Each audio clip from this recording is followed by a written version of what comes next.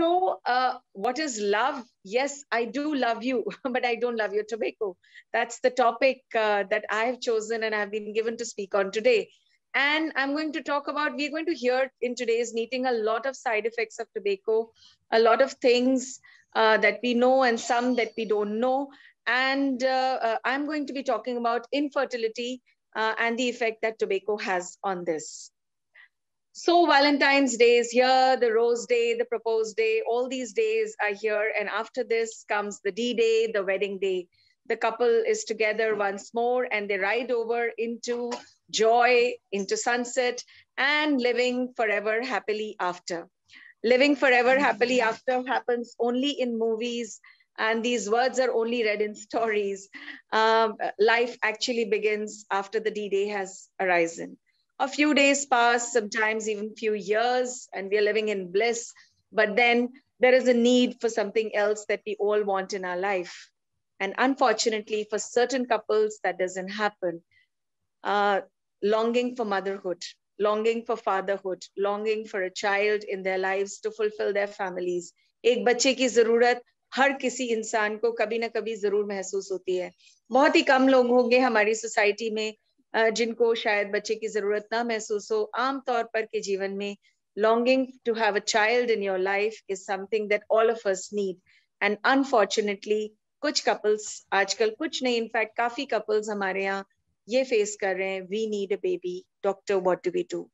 Every day, day in and day out, couples हमारे पास आते हैं और कहते हैं, doctor, we need a baby, we are not able to have one, please help us out. Of course, now they have been hit with infertility, the big I. There are multiple causes of infertility. बहुत सारे reasons हैं जिसके कारण infertility हो रही है. कुछ हैं जो natural causes हैं, कुछ हमारे lifestyle के कारण हैं, कुछ ऐसे हैं जिनके बारे में हम कुछ changes कर सकते हैं और कुछ ऐसे हैं जो नहीं हैं.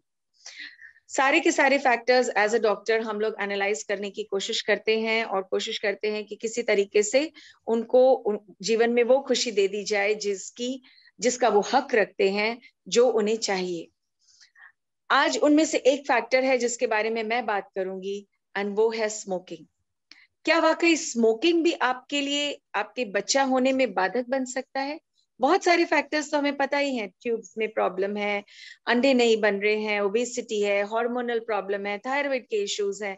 पर स्मोकिंग, क्या किसी ने सोचा कि आज के दिन में जो ये चीज इतनी कॉमन हो गई है जैसे कि स्मोकिंग और अल्कोहल.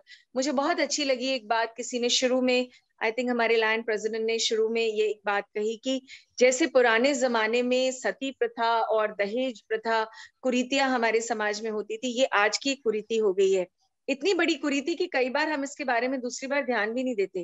पहले लोग छुप छुप के सिगरेट पिया करते थे, आजकल अमूमन इतना कॉमन हो गया है सिगरेट पीना भी साथ में बैठ के, चाहे पेरेंट्स हो चाहे फैमिली हो, सबके साथ पीते हैं. इट इज अंडरस्टूड कि हाँ ये तो पी रहा है, ये तो नॉर्मल है. तो क्या एक ऐसा फैक्टर जिसको हमने नॉर्मलाइज कर लिया है, क्या ये वाकई नॉर्मल है? क्या स्मोकिंग हमारे बच्चा होने की कैपेसिटी पे भी फर्क डाल सकता है? Unfortunately yes. और आज हम इसके बारे में इसलिए बात करेंगे क्योंकि बहुत सारे फैक्टर्स हैं जो आपके डॉक्टर्स आपकी हेल्प कर सकते हैं, परंतु ये एक फैक्टर है जिसमें आप स्वयं खुद अपनी हेल्प कर सकते हैं. So does tobacco cause infertility? Unfortunately yes. And this is what the American Society for Reproductive Medicine says. If you smoke, this might be your only use for baby's bottle. Smoking can affect your ability to have children. It can cause infertility in women and men. And it is your decision now whether you wish or you do not wish to conceive in future. So how tobacco affects a couple? जो भी आदमी या औरत दोनों में से कोई भी स्मोक करते हैं, उनको 2 गुना ज्यादा चांस है इनफर्टिलिटी का प्रॉब्लम होने का और दूसरों से ज्यादा समय लगता है बच्चा होने में. हम कहेंगे ये कैसी बात करें, हम तो चारों तरफ देखते हैं लोगों के बच्चे आराम से हो रहे हैं, बट दीज आर थिंग्स जो कि वर्ल्ड वाइड स्टडीज में नोट की गई हैं.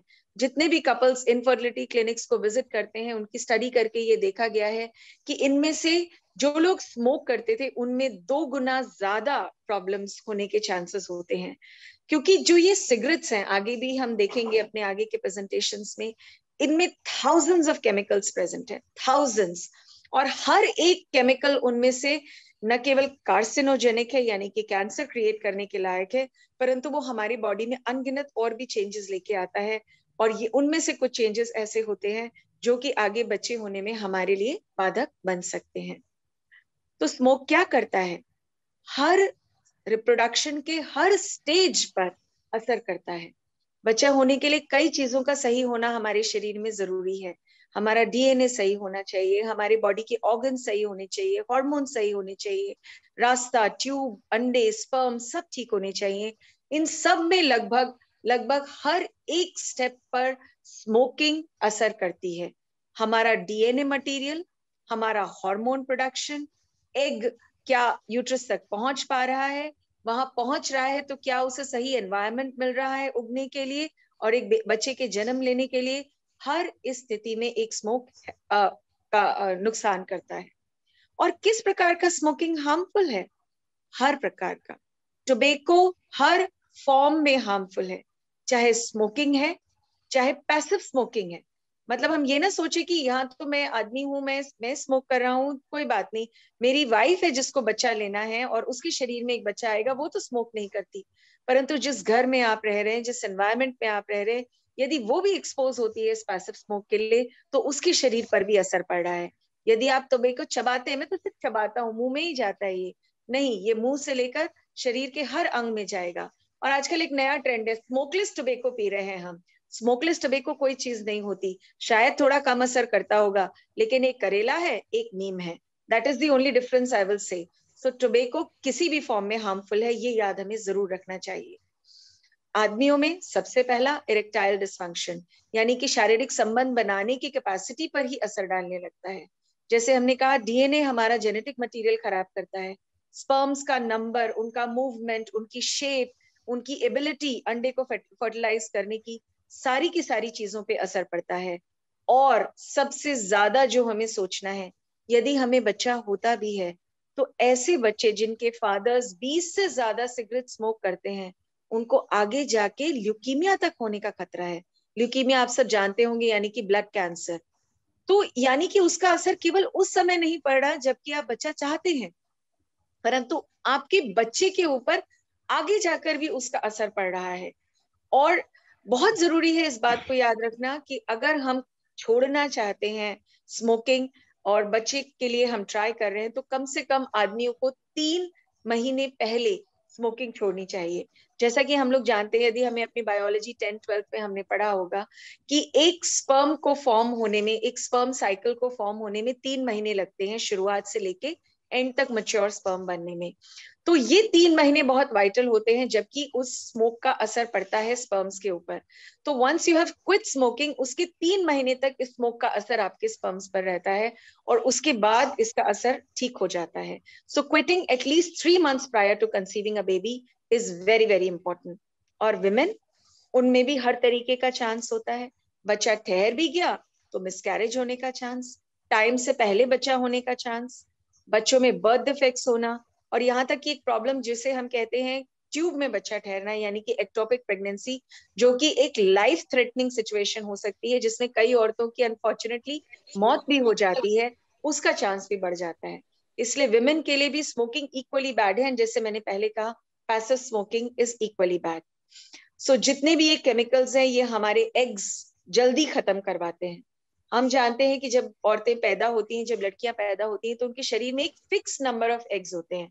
केवल इतने ही एग्स दे के ऊपर से हम आए हैं, और इसके अलावा हमें और कोई नए एग्स मिलने वाले नहीं हैं। हर महीने एक अंडा फूटता है और वो प्रेगनेंसी में कन्वर्ट हो सकता है, परंतु ये स्मोकिंग के कारण इनमें से कई एग्स पहले ही खत्म हो जाते हैं और वो कंसीव हो ही नहीं पाते। तो ये केमिकल्स हमारा एग्स का लॉस का रेट बढ़ा देते हैं, और एक बार अगर एग्स खत्म हो गए तो कोई भी उसको फिर रीजेनरेट नहीं कर सकता। इसलिए उनमें इनफर्टिलिटी कहीं ज्यादा होती है, यहाँ तक कि मीनोपॉज तक उनमें 1 से 4 साल पहले हो जाता है। कुछ लोग आजकल आईवीएफ के लिए जाना पड़ता है, जबकि बच्चे नहीं ठहरते। हम सोचते हैं कि चलो हम आईवीएफ के लिए चले जाएंगे, कोई बात नहीं, हम इतना इतना मुश्किल काम हम नहीं कर सकते, तो नॉर्मल चीज है, डॉक्टर्स तो कहते ही रहते हैं। पर again, studies have proven time and time again कि आईवीएफ में भी एग्स और स्पर्म्स की क्वालिटी पुअर रहती है, जो दवाइयां देनी पड़ती हैं उनका भी अमाउंट बढ़ जाता है। कम अंडे मिलते हैं जब हम प्रोसीजर करते हैं। अंडे को अगर हमने इंटरनली डाल दिया तो भी वो अंडा जो है जरूरी नहीं है कि अपनी जगह पे ठहर पाएगा। प्रेगनेंसी रेट्स कम होते हैं, मिसकैरेजेस का रेट बढ़ जाता है। जैसे मैंने कहा पहले, बच्चों तक में इसका असर आता है। टाइम से पहले प्री टर्म बच्चे पैदा होते हैं, ज्यादा देर उनको नर्सरी में रहना पड़ता है, बर्थ वेट कम होता है, सडन इन्फेंट डेथ सिंड्रोम का असर बढ़ जाता है, ल्यूकीमिया हो सकता है, और आगे जाके लाइफ में भी हाइपरटेंशन, डायबिटीज, ओबेसिटी हो सकती है। तो आप सोचिए कि एक ऐसी चीज जो न केवल आज आपको परंतु आपकी आने वाली जनरेशन को भी 40-50 इयर्स तक अफेक्ट करती है, वो है टोबैको। इसलिए हर स्टेप पे सिर्फ एक चीज कहना है, नो, से नो टू टोबैको। अब दूसरा सवाल आता है कि अगर मैं छोड़ दूं तो क्या होगा? आपके चांसेस इंप्रूव होंगे, डेफिनेटली यस। 3 महीने में आपके स्पर्म की क्वालिटी बढ़ जाती है। औरतों में जो क्वालिटी ऑफ एग्स है वो इंप्रूव होगी। हालांकि जो एग्स वो लूज कर चुकी हैं वो डेफिनेटली वापस नहीं आने वाले, बट हाँ, प्रेगनेंसी का रेट आपका जरूर बढ़ जाएगा। So the only thing that I will say today on Valentine's Day for this is, say no to tobacco, say yes to a baby, let love be in the air and not smoke. Thank you.